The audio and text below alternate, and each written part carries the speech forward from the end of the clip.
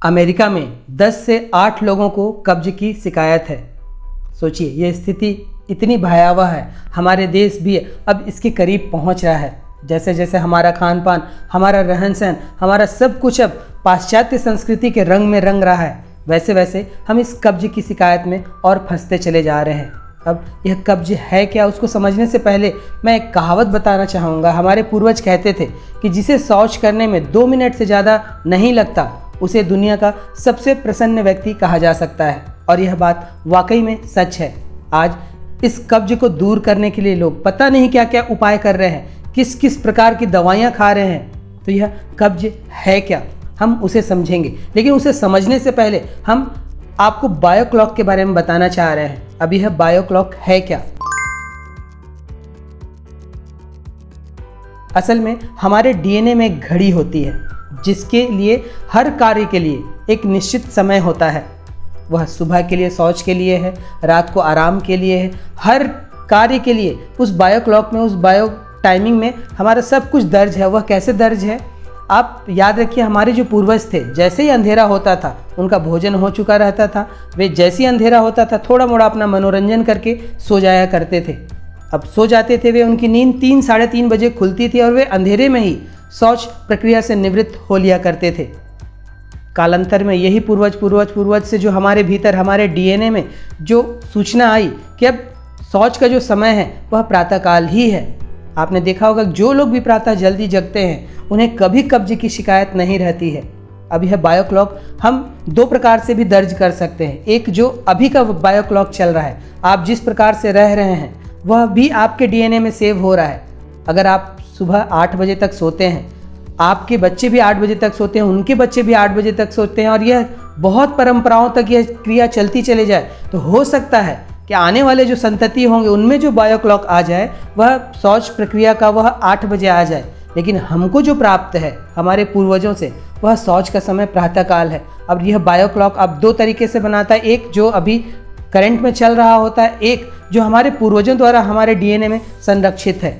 अब bio clock को आपने समझा। अब इसको समझने के बाद कब्ज को दूर करना बहुत आसान हो जाएगा। आप वीडियो के अंत तक बने रहिएगा, जहां आप समझेंगे कि कितना आसान है इस कब्ज को दूर करना। अब सबसे पहले हम समझते हैं कि कब्ज यानी कॉन्स्टिपेशन है क्या। कब्ज जब आपका शौच ठीक ढंग से नहीं होता है, आपको प्रतिदिन शौच आप निवृत्त नहीं होते हैं। मेडिकल साइंस तो कुछ और परिभाषा कहती है। मेडिकल साइंस के अनुसार हफ्ते में अगर आप 3 दिन शौच नहीं जाते हैं तब आप कब्ज के रोगी हैं। लेकिन हमारा आयुर्वेद के अनुसार हम कहते हैं कि प्रतिदिन शौच की क्रिया अच्छे ढंग से होनी चाहिए। हो सकता है यह किसी को कम हो सकता है यह किसी को बहुत जोर लगाना पड़ता हो सकता है यह बहुत कड़ा होता हो, तो वह कब्ज की श्रेणी में आता है। अर्थात जब आपने जो भोजन ग्रहण किया वह आपके अमाशय में उसकी लुगदी बनी, लुगदी के बाद में वह छोटी आंत बड़ी आंत पर पहुंचता है, जहां पर पोषक तत्वों का अवशोषण कर लिया जाता है और जो अवशिष्ट पदार्थ होते हैं वह मलाशय के द्वारा बाहर निकाल दिए जाते हैं। अब यह अवशिष्ट पदार्थ अगर बॉडी में इकट्ठा होता रहे तो आपके शरीर में टॉक्सिन यानी विषाक्त पदार्थ बढ़ते चले जा सकते हैं और आपके शरीर में कई रोग हो सकते हैं। तब कब्ज वह रोग है जिसमें आप प्रतिदिन शौच से निवृत्त नहीं होते हैं। अगर यह 1 से 2 बार हो रहा है तो बहुत अच्छा माना जाता है। अगर किसी को 2 बार भी शौच क्रिया हो रही है तो वह नॉर्मल की ही श्रेणी में आती है। लेकिन अगर वह रोज नहीं हो पा रही है, या अपने नियत समय पर नहीं हो रही है, या बहुत कड़ी हो रही है, या बहुत कम हो रही है, तब हम उसे कब्ज के रोगी को मान सकते हैं। और यह बहुत बढ़ता जाए तो यह क्रॉनिक कॉन्स्टिपेशन में भी आता है। तब यह स्थिति बहुत खतरनाक हो जाती है, क्योंकि इससे व्यक्ति रोगी होने लगता है। कब्ज के कारण कई कारण हैं, जिसमें सबसे प्रमुख कारण आजकल के लोगों में जो हो रहा है वह है अल्कोहल का सेवन। जब व्यक्ति किसी प्रकार के अल्कोहल का सेवन कर रहे होते हैं तो उनकी आंतें कमज़ोर हो जाती हैं। और कब्ज का बहुत बड़ा रिलेशन है आपके आंतों के आकुंचन और संकुचन से। जब यह अवशिष्ट पदार्थ, यह भोज्य पदार्थ आंतों में पहुंचा जाता है तो उसके संकुचन के कारण उसे बाहर फेंका जाता है। लेकिन किसी प्रकार के नशे के सेवन से, विशेषकर अल्कोहल के सेवन से, वह संकुचन की क्रिया धीमी पड़ जाती है। कालांतर में जिन्होंने अल्कोहल का सेवन किया अभी वो छोड़ चुके हैं, फिर भी उनकी आंतों की जो गति होती है वो बहुत मंद पड़ जाती है पहले के किए गए अल्कोहल के सेवन के कारण। तो यह अल्कोहल एक प्रमुख कारण है कब्जियत का, जिसके कारण आंत ठीक ढंग से संकुचित नहीं हो जाते। साथ में अल्कोहल आपके शरीर में पानी की भी कमी कर देता है। तो इस अल्कोहल का मुख्य कारण माना जाता है आपके कब्ज के लिए। दूसरा, जैसे मैंने बताया कि अल्कोहल डिहाइड्रेशन लाता है, इसी प्रकार जब आप कम पानी पीते हैं, आपके प्रतिदिन पानी का जो सेवन है वह बहुत कम रहता है, उससे शरीर में पानी की कमी हो जाती है। अब शरीर के बाकी क्रियाओं के लिए तो पानी की ज़रूरत होती है, तो यह आंतों के द्वारा शरीर में सोख लिया जाता है। लेकिन इसी प्रकार की पानी कमी रहने से जो मल है वह सूखने लगता है और उसका संकुचन भी ठीक ढंग से नहीं हो पाता है, क्योंकि वह कड़ी हो जाती है। तो कम पानी पीना भी एक कारण है जिसमें आपको कब्ज हो सकता है। तीसरा कारण, आपके डाइट में फाइबर की कमी होना। जब आप ऐसा भोजन लेते हैं जिसमें रेशे नहीं होते, अब ये रेशे हमें फल और सब्जियों में बहुत ज़्यादा मिलते हैं, तब आपका भोजन इस प्रकार का, जहाँ पे आप फास्ट फूड, मैदे से बनी चीज़ें, ब्रेड और इस तरह की चीज़ें बहुत ज़्यादा खा रहे हैं, जहाँ मैदा युक्त भोजन है, एक तो यह मैदा आंतों में जाकर चिपकता है और ऊपर से आपने फाइबर युक्त भोजन नहीं लिया, तब यह कम फाइबर लेना भी आपके शरीर में कब्ज का कारण हो सकता है। चौथा कारण, और वह है आपके शरीर में अच्छे बैक्टीरिया की कमी।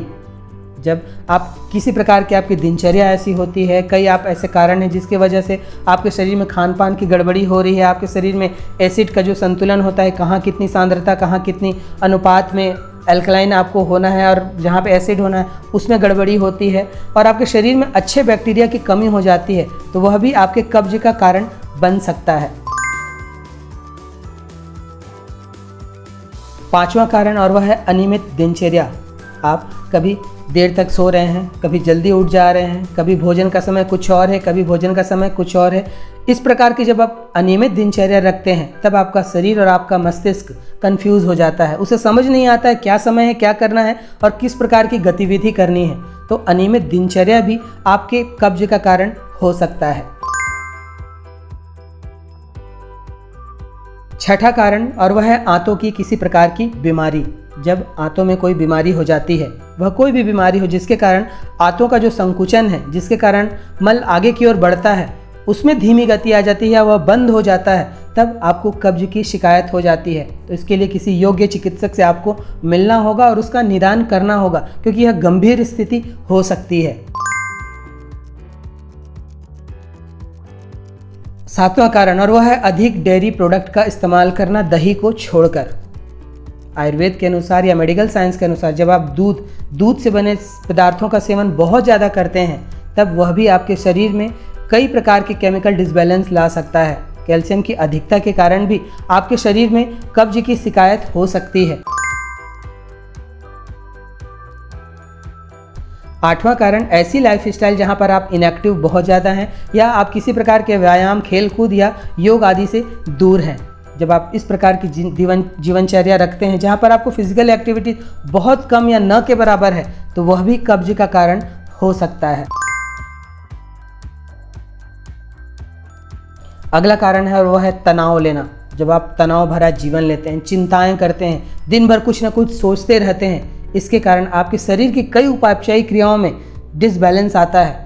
आपके शरीर में डिहाइड्रेशन तक की कमी, पानी तक की कमी हो सकती है, जिसके कारण आपको कब्ज की शिकायत हो सकती है।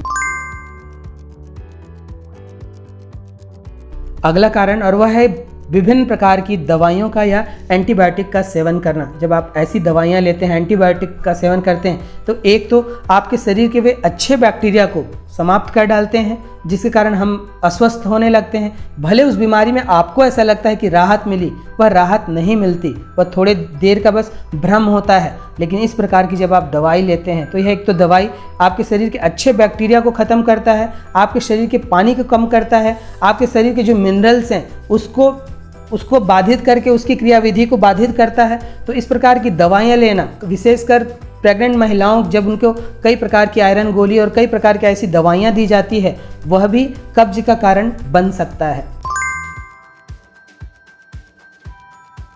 अब कब्ज के लक्षण क्या हैं?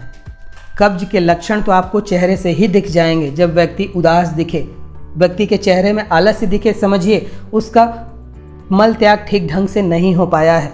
फिर लक्षणों के बारे में मेडिकल टर्म पे बात करें तो कम मात्रा में शौच होना, कड़ी और गांठदार मल होना, मल एक दिन में ना हो पाना। मेडिकल साइंस तो कहती है कि 2 दिन में एक बार भी होता है तो वह कब्ज की श्रेणी में नहीं आती, लेकिन आयुर्वेद कुछ और कहता है। आयुर्वेद के अनुसार प्रतिदिन आपको शौच क्रिया से निवृत्त होना ही है। अगर ऐसा नहीं हो रहा है तब आप कब्ज के रोगी, शुरुआत में वह मामूली कब्ज हो सकता है और यही चीज़ बढ़ती जाए तो वह क्रॉनिक कॉन्स्टिपेशन में यानी पुरानी कब्ज में बदल सकती है।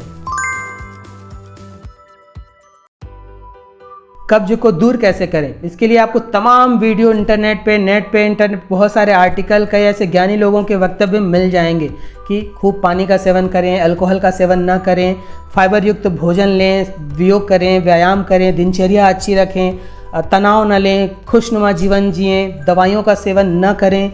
इस प्रकार के तमाम आपको आइडियाज़ नेट पे आप ढूंढेंगे, कहीं भी ढूंढेंगे, आपको यहाँ मिल जाएंगे। ठीक है, यह सब आपको करना चाहिए। खूब पानी पीना चाहिए ताकि वह पानी आपके शरीर में मल को आगे की ओर बढ़ाए। फाइबर युक्त भोजन लेना चाहिए, यह भी ठीक है। अल्कोहल का सेवन कभी नहीं करना चाहिए। जो लोग करते हैं वे अभी तत्काल छोड़ें, वे जहर का ही सेवन कर रहे हैं, उसमें कोई स्टेटस और इस तरह की कोई चीज़ नहीं होती है। तो यह तमाम उपाय अपनाना ठीक है, इससे हम कब्ज को बहुत हद तक दूर रख सकते हैं। लेकिन हम आपको इस वीडियो के माध्यम से कैसे कब्ज दूर करें, इन सब उपायों पर बहुत डिटेल में चर्चा नहीं करेंगे। जो चीज़ मैं आपको बताने जा रहा हूँ वह कब्ज को दूर करने की रामबाण उपाय है और इस उपाय को हमारे पूर्वज बहुत समय से उपयोग करते आ रहे थे। और यह उपाय क्या है वह समझते हैं। हमारे बच्चे जब प्रातः उठते हैं तब हम उन्हें पानी पिलाकर बोलते हैं कि जाओ बैठ कर आ जाओ, और यह सबसे सही नियम है, लेकिन वह एक समय पर होना चाहिए। मैंने वीडियो के प्रारंभ में आपको बताया था कि एक बायो क्लॉक होता है।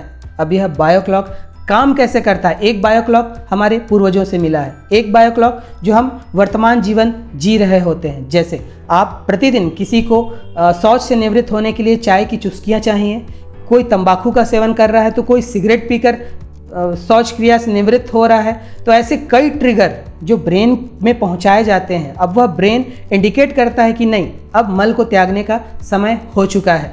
आपको इन सब ट्रिगर की ज़रूरत ही नहीं है।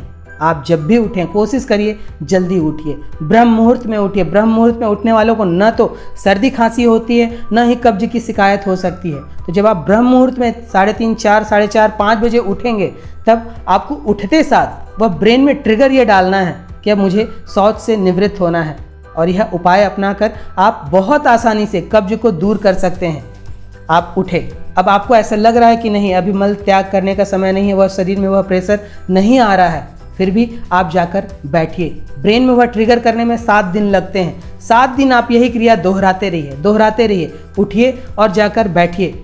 ब्रेन में यह चीज़ उसके बायो क्लॉक में जाने दीजिए कि उठना है और वहाँ निवृत्त होना है। धीरे धीरे 7-8 दिनों में ब्रेन वह ट्रिगर पकड़ने लगेगा कि अब समय आ गया है कि शौच क्रिया से अब निवृत्त कराया जाए, और वह सिग्नल आंतों की ओर भेजेगा। आंत वह संकुचन प्रारंभ कर देंगे। यह आप उपाय अपना कर देखिए। यह आपका तत्कालिक बायो क्लॉक है। अब इसे धीरे धीरे हमारे पूर्वजों तक ले जाइए और वह समय है ब्रह्म मुहूर्त का, अर्थात 3:30, 4 बजे का, 4:30 बजे का। जब आप उस समय उठने लगेंगे और आपका तत्कालिक बायो क्लॉक आपके पूर्वजों से प्राप्त बायो क्लॉक से बिल्कुल मेल खा जाएगा, तब आप असली स्वास्थ्य पे उतर आएंगे। ना आपको सर्दी होगी, ना खांसी होगी, आपका सब काम समय पर होगा। आप कितना ही प्रकार के भोजन लें, आपका वसा नहीं बढ़ेगा, फैट नहीं बढ़ेगा। यह आप करना बस यही है कि हमारे पूर्वजों के प्राप्त बायो क्लॉक से अपने बायो क्लॉक को मिला लीजिए।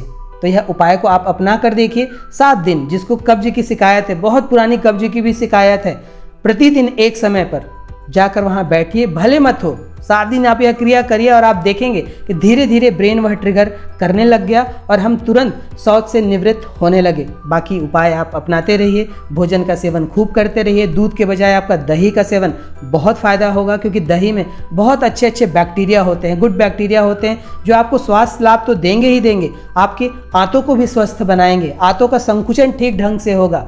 तो आप इस उपाय को जरूर अपनाइए, तनाव मुक्त जीवन बिताइए। इसके लिए योग, ध्यान, प्राणायाम आदि यौगिक क्रियाएं बहुत फायदेमंद होगी। अब यौगिक प्राणायाम करने के लिए आपको प्रातःकाल उठना ही पड़ेगा, और जैसे ही आप उठेंगे आप अपने बायो क्लॉक से मेल खाएंगे और सारी चीज़ें ठीक होने लग जाएंगी। अगर आपने इस कब्ज को शुरुआत में ही ध्यान नहीं दिया और यह पुरानी कब्ज में बदल जाए, यानी क्रॉनिक कॉन्स्टिपेशन में बदल जाए, तो यह बहुत खतरनाक स्थिति हो सकती है। एक तो यह मोटापा का कारण होती ही है। यह जब आप कब्ज में आते हैं तब आप बहुत ज़्यादा प्रेशर लगाते हैं, जिससे आपको बवासीर की शिकायत हो सकती है, आंतों में सूजन की शिकायत हो सकती है, मलाशय में चोट या घाव हो सकते हैं, अल्सर हो सकता है। साथ ही जब यह मल इकट्ठा होने लगेगा तो आपके शरीर में विषाक्त पदार्थ, टॉक्सिन बहुत ज़्यादा बढ़ने लगेंगे और आपको कई तमाम बीमारियां घेरने लग जाएंगी। तब समय रहते ही सचेत हो जाइए और इस कब्ज को जड़ से मिटाइए। 2 मिनट में अगर आप शौच प्रक्रिया से निवृत्त हो जाते हैं तो वाकई आप दुनिया के सबसे प्रसन्न, सबसे धनी व्यक्ति हैं, क्योंकि आपने जब यह काम सुबह सुबह कर लिया, आप दिन भर ऊर्जावान बने रहेंगे। आपके शरीर में चूंकि अब विषाक्त पदार्थ निकल चुके हैं, शरीर अब डिटॉक्सिफिकेशन अपने आप को कर चुका है, आप ऊर्जा से भरे रहेंगे। तो समय रहते इस कब्ज को दूर करिए, स्वस्थ रहिए और अपनी समस्त बीमारियों को दूर रखिए। इसके लिए ध्यान रखिए, एक ही उपाय सबसे कारगर है, वह है पूर्वजों द्वारा प्राप्त बायो क्लॉक से अपने बायो क्लॉक को मिला लेना। और यह बहुत इकट्ठा नहीं करना है। अगर आप अभी 7 बजे उठ रहे हैं तो एक हफ्ते कोशिश करिए 6:30 बजे उठने का, फिर 6 बजे, फिर 5:30 बजे, ऐसे करके धीरे धीरे अपने समय को और पहले करते जाइए। और जिस दिन आप 4 बजे उठने लग जाएंगे, 3:30 बजे उठने लग जाएंगे, सच मानिए आपके शरीर में कोई बीमारी, कोई व्याधि, किसी प्रकार की कोई परेशानी नहीं रहेगी। और यह उपाय अपना कर देखिए, केवल आप कब्ज नहीं, सभी बीमारियों से दूर रहेंगे।